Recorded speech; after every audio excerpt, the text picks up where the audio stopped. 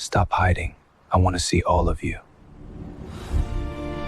Amina leaned against the balcony railing, the neon glow of Seoul painting her skin gold. Her hair tumbled wild around her shoulders, and the silk of her dress clung to every curve her father had once warned her to hide. She didn't care anymore. Not about rules, not about danger. And then he appeared, Seojin. Dark, sharp, magnetic. Eyes that promised both fire and ruin. He didn't speak. He didn't need to. One look and she was undone, every heartbeat echoing the same truth. Desire could be a weapon, and tonight she was willing to be his target. Welcome to Afro Korean storyline, where dark romance meets suspense, passion, and drama. Don't forget to like, comment, and subscribe if you love stories that grip your heart from the first second. The champagne glass shattered against the marble floor, and Amina froze in the doorway.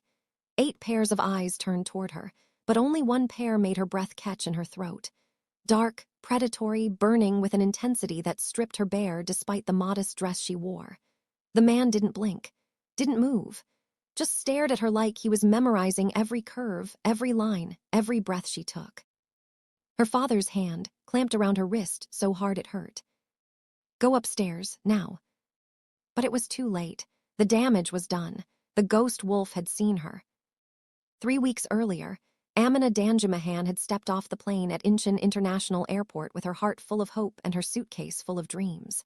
22 years old, fresh out of university in London, ready to reconnect with her estranged father and build a new life in Seoul.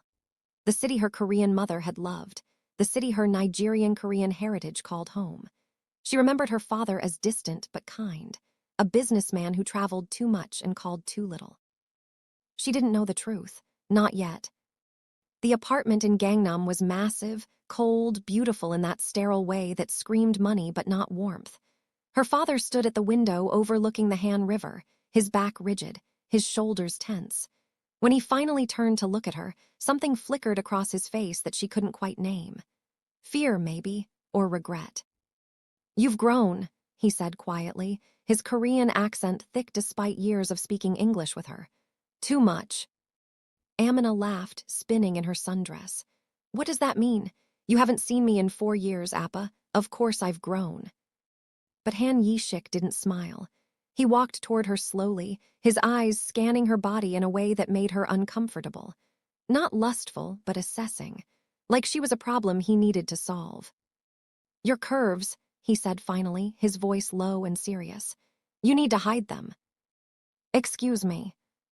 "When you go out, when you're in this house, when anyone comes here." He reached into his pocket and pulled out a black credit card, pressing it into her palm. "Buy looser clothes, longer skirts, nothing tight, nothing that shows your body." Amina pulled her hand away, staring at him like he'd lost his mind. "Are you serious right now? What century are you living in?" "You don't understand the kind of men I work with." His jaw clenched. "They don't see beauty, Amina. They see weakness. They see something to take." "Then maybe you should work with better men." The slap of his palm against the glass window made her jump. "This is not a joke. You will do as I say. You will hide your body. You will be careful. You will not draw attention." She wanted to argue, wanted to storm out, but the look in his eyes stopped her. It wasn't anger. It was terror. Pure, raw terror, and that scared her more than anything. So she agreed. She bought the loose clothes. She wore her hair in simple styles. She stayed home most evenings, cooking Nigerian jollof rice while her father paced the apartment on endless phone calls in rapid Korean she couldn't fully understand. But she felt it, the tension radiating off him like heat from asphalt. Something was coming, something bad, and she was at the center of it without even knowing why. The night of the dinner, her father had been especially agitated. He'd checked the locks 3 times, told her to stay in her room, ordered her not to come downstairs no matter what she heard. But Amina wasn't a child anymore. When she heard the doorbell ring and the low murmur of male voices, curiosity got the better of her. She just wanted to say hello, be polite, show her father she could handle herself around his business associates. She had no idea she was walking into a room full of monsters. They sat around the dining table like kings at court. Expensive suits, cold eyes, the kind of men who smiled without warmth and spoke without raising their voices because they didn't need to. They commanded respect through fear alone. Her father stood at the head of the table, his face pale, his hands clasped behind his back. And then there was him, Kim Seojin, seated at her father's right hand, a position of honor and threat. He looked younger than the others, maybe early 30s, but he carried himself like a man who'd seen 1,000 lifetimes of violence. Black hair swept back from a face that belonged in magazines or nightmares. Sharp jaw, full lips, eyes so dark they looked black in the dim light. He wore a simple black suit, no tie, the top button of his shirt undone just enough to show the edge of a tattoo snaking up his throat. And when Amina stepped into that room, when her sandals clicked against the marble and all conversation died, Kim Seojin lifted his head and looked at her like she was the only person who'd ever existed. She felt it in her bones, the shift in the air, the way his gaze traveled from her face down her body and back up again, slow and deliberate and absolutely shameless. The way his fingers tightened around the whiskey glass until she thought it might shatter. The way his lips parted just slightly, like he'd forgotten how to breathe. Her father moved fast, too fast. He was between them in seconds, his body blocking her from view. "Amina, I told you to stay upstairs." "I just wanted to say hello." Her voice came out smaller than she intended, her eyes still locked on the man behind her father. The man who hadn't looked away, not once. "Go, now." She turned and fled, her heart hammering against her ribs. But she could feel it, that gaze burning into her back like a brand. And when she reached the stairs, she glanced over her shoulder one last time. Kim Seojin was still watching her, and he was smiling. Not a kind smile, not a friendly smile. A smile that said, "I see you, and I will have you." The next morning, Amina woke to shouting. She stumbled out of bed, pulled on a robe, and rushed to the window. A black Mercedes was parked in front of their building, gleaming like a predator in the morning sun. And leaning against it, arms crossed, face tilted up toward her window, was Kim Seojin. Her father stood on the sidewalk in his pajamas, gesturing wildly, his voice rising in angry Korean. But Seojin just stood there, unmoved, unaffected, his eyes scanning the building until they found her window. Found her. He lifted one hand in a slow, deliberate wave. Amina stumbled backward, her pulse racing. What the hell is happening? She threw on clothes and ran downstairs, bursting out the front door just as her father yelled, "You cannot have her. I don't care what I owe you." Seojin's gaze slid from her father to Amina, and that lazy, predatory smile returned. "You told her to hide her curves, Hannes S.I." His voice was low, smooth, dangerous, like whiskey and smoke. "But I saw them, and I do not forget what I see. Get out of here before I call the police." Seojin laughed, and the sound sent shivers down Amina's spine. "The police?" He tilted his head, eyes glittering with amusement. "You think the police scare me? You know what I am, you know what I've done for you, and you know what you owe me." "Not her, anything but her." "Then you should have hidden her better." Amina stepped forward, her hands shaking but her voice steady. "I'm not a piece of property you can trade.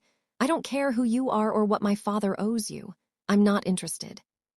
Seojin's eyes locked on hers, and for a moment the world fell away. It was just the two of them, standing on a Seoul sidewalk, the morning sun filtering through the pollution, the sounds of traffic fatting into nothing. He pushed off the car and walked toward her, slow and deliberate like a wolf stalking prey. Her father moved to block him, but Seojin's hand shot out, gripping his shoulder hard enough to make him wince. "Move." Han Yishik moved, and Seojin stopped in front of Amina so close she could smell his cologne. Bergamot and cedar, expensive, intoxicating. He reached out and tucked a loose curl behind her ear, his fingers grazing her cheek. She should have slapped him, should have run, but she couldn't move, couldn't breathe. "You will be interested," he murmured, his lips so close to her ear she could feel the heat of his breath. "Because I am very, very patient, and I always get what I want." Then he was gone, sliding back into his Mercedes, the engine purring to life.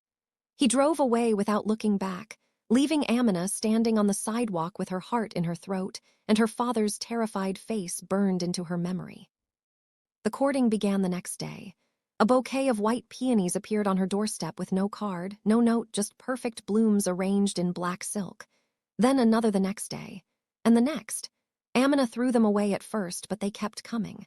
One morning, she left for her new job at a cafe in Itaewon and noticed a man in a black suit standing across the street. He didn't approach, didn't speak, just watched. When it started raining on her walk home, an umbrella appeared over her head, held by silent hands. A different man this time, taller, broader, with a scar across his cheek.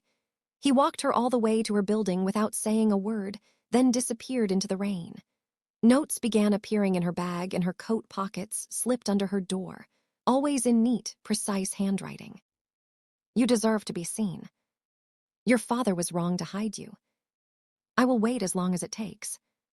It was terrifying, it was invasive. It was also the most thrilling thing that had ever happened to her. Amina told herself she hated it, hated him. But late at night, when she couldn't sleep, she found herself reading those notes over and over, her fingers tracing the ink, her mind conjuring images of dark eyes and dangerous smiles.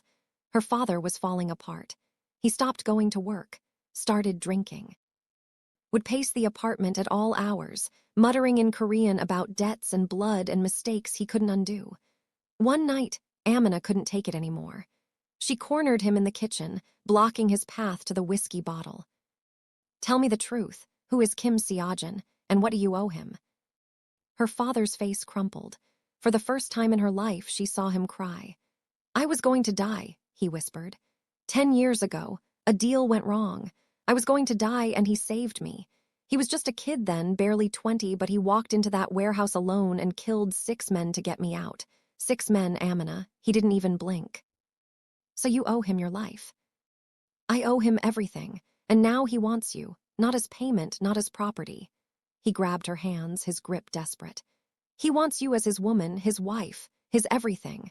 And that terrifies me because men like Seojin don't love gently. They love violently. They burn everything down to keep what's theirs.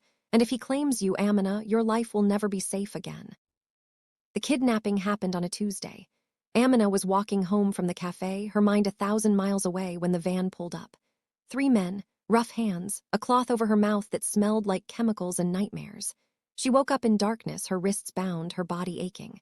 Voices echoed around her, speaking in Korean too fast for her to follow. But she caught names. Black Lotus, her father, betrayal, revenge. She was bait, nothing more, a tool to force her father's hand. Her heart hammered against her ribs, terror flooding her veins. She thought of her father, thought of the life she'd left behind in London, thought of dark eyes and dangerous promises. And then the door exploded. Not opened. Exploded. Shards of metal and wood flew through the air as a figure stepped through the smoke. Kim Seojin, covered in blood that wasn't his, eyes glowing with a rage so pure it was almost beautiful. He looked at her tied to that chair, and something in his expression shattered. Something human and raw and absolutely terrifying. Touch her again, he said, his voice so quiet it was almost a whisper, and I end your entire bloodline. The men reached for their guns. They didn't get the chance. Seojin moved like liquid death, fast and brutal and efficient. A knife appeared in his hand, flashing silver in the dim light. Blood sprayed, bodies dropped, screams cut short. Amina squeezed her eyes shut, but she could hear it all. The wet sounds, the gurgling, the final gasps, and then silence. Hands touched her wrists, gentle this time, undoing the ropes. She opened her eyes to find Seojin kneeling in front of her. Blood splattered across his face, his hands shaking as he checked her for injuries. Did they hurt you? His voice cracked. Amina, did they touch you?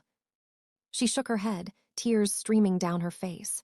No, they just tied me up, I'm okay. He pulled her into his arms so hard it hurt, his face buried in her hair, his whole body trembling. I'm sorry, I'm so sorry, this is my fault. I should have protected you better. I should have known they'd come for you. I should have. Seojin, she pushed back just enough to see his face. You saved me. I almost lost you. His hands cupped her face, thumbs brushing away her tears.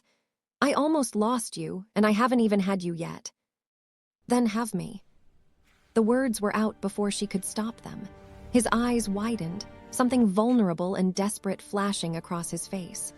You don't know what you're saying. I know exactly what I'm saying. She leaned forward, her lips brushing his. I'm tired of hiding. I'm tired of being afraid. If you want me, Kim Seojin, then take me. But know that I'm not some fragile thing you need to protect. I'm strong. I'm fierce. And if you claim me, I claim you right back." He kissed her like a drowning man finding air, hard and deep and absolutely consuming. His hands tangled in her hair, pulling her closer, closer, until there was no space left between them. She tasted blood on his lips and didn't care, tasted danger and didn't flinch, because this was what she wanted, what she'd been running toward since the moment she saw him across that dining room table. When they finally broke apart, both breathing hard, he pressed his forehead to hers. "Your father will never forgive me. Then we'll deal with my father together." The war with Black Lotus escalated fast. Attacks on businesses, ambushes in alleyways, bodies turning up in the Han River. Seojin moved Amina into his penthouse, surrounded her with guards, refused to let her out of his sight. Her father came to the penthouse 3 days later, looking 10 years older, his eyes red from crying or drinking or both. He and Seojin faced each other across the living room like generals before battle. "You're going to get her killed," her father said. "I'm going to keep her alive, something you failed to do. Because of you, because you couldn't let her go." Seojin's jaw clenched. "You're right, I couldn't. I saw her once and I knew. She was mine. She is mine. And I will burn this entire city to ash before I let anyone take her from me." "That's what I'm afraid of," her father's voice broke. "You'll destroy everything and she'll be caught in the crossfire." "Then help me end this." Seojin stepped forward, and for the first time, Amina saw him as something other than a predator. She saw him as a man, desperate, scared, in love. "Help me destroy Black Lotus once and for all. Help me make this city safe for her. And then if she still wants me, let her choose. Don't make her choose between you and me. Let her have both." Her father looked at Amina, standing in the doorway, her hand pressed to her mouth. "Is this what you want? This life? This violence? This man?" She walked forward and took Seojin's hand, lacing her fingers through his. "Yes." Even knowing what he is. Especially knowing what he is. The final attack came during the Lotus Lantern Festival. Thousands of people crowding the streets, lanterns floating into the night sky like prayers. Black Lotus chose chaos, chose the moment when security would be overwhelmed, when one woman in a crowd could disappear without a trace. But they underestimated Seojin's network, underestimated his rage. The fight spilled into the streets, gunfire mixing with screams, lanterns falling like dying stars. Amina ran through the chaos, Seojin's hand gripping hers, his body shielding hers from every angle. And then she heard the shot, felt him stumble. Saw the blood blooming across his white shirt. "No," she caught him as he fell, her hands pressing against the wound, her voice rising to a scream. "No, no, no, Seojin, stay with me." He smiled up at her, blood on his teeth, his hand touching her face. "Worth it," he whispered. "You were worth it." Her father appeared from nowhere, and for a moment their eyes met over Seojin's body. Understanding passed between them. This man had taken bullets for his daughter, had walked through hell for her, had chosen her over everything. Han Yishik knelt beside them, his hands joining hers to stop the bleeding. "Get him to a hospital," her father said. "I'll handle Black Lotus." "Appa." "Go," he looked at her with tears in his eyes. "Go save him, he's earned it." Seojin survived. 3 surgeries, 2 weeks in ICU. A month of recovery that turned him from a dangerous predator into something softer, something human. Amina stayed by his side through all of it, reading to him, feeding him, washing his hair when he was too weak to do it himself. Her father visited once, stood in the doorway for a long moment, then nodded once and left. It was as close to a blessing as they'd ever get. The day Seojin was cleared to go home, Amina helped him into the car, her hand resting on his arm. He looked at her with those dark eyes that had haunted her dreams for months. "I love you," he said simply. "I've loved you since the moment I saw you, and I will love you until the day I die, probably longer." She smiled, tears slipping down her cheeks. "I know, I love you too, even though you're a psychotic, possessive, violent maniac. Especially because I'm a psychotic, possessive, violent maniac. Especially because of that." He pulled her onto his lap despite his injuries, despite the driver's awkward cough, despite everything. His hands slid into her hair, tilting her face to his. Your father told you to hide your curves. He did. I'm telling you never to hide again. His lips brushed hers, soft and sweet and absolutely devastating. Not your curves, not your strength, not your fire. I want all of you, Amina, every dangerous, beautiful inch. And I'm keeping it. I'm keeping you. She kissed him then, deep and hard and full of promise. Good, because I'm done running. Months later, they stood on the balcony of their penthouse, Seoul spread out below them like a kingdom of lights. Amina wore a gold dress that hugged every curve, her natural hair wild and free. Seojin stood behind her, his arms wrapped around her waist, his chin resting on her shoulder. Regrets, he murmured. Not one. Even though I'm still a violent maniac. Especially because you're my violent maniac. He laughed, the sound warm and genuine, and spun her around to face him. I have something for you. He pulled a small box from his pocket, opening it to reveal a ring. Not a diamond. A black pearl surrounded by small rubies, dark and dangerous and absolutely perfect. Marry me, he said. Not because I saved you, not because of debts or obligations. Marry me because I love you more than I've ever loved anything. Marry me because you make me want to be a better man. Marry me because I cannot imagine a single day of my life without you in it. Amina took the ring, sliding it onto her own finger, then grabbed his face and kissed him hard. Yes, 1,000 times yes. Below them, Seoul glittered and hummed with life. Above them, stars pierced the pollution like hope. And between them, love burned fierce and wild and absolutely unstoppable. The kind of love that destroys and creates in equal measure. The kind of love worth fighting for, worth dying for, worth living for. If you enjoyed Amina and Seojin's dangerous love story, this is my 4th video, and make sure to subscribe for more Afro Korean romance tales that will set your heart on fire. Drop a comment below telling us your favorite moment, and don't forget to like this video to help us share more stories where cultures collide and love conquers all. Until next time, keep your hearts open and your curves unhidden.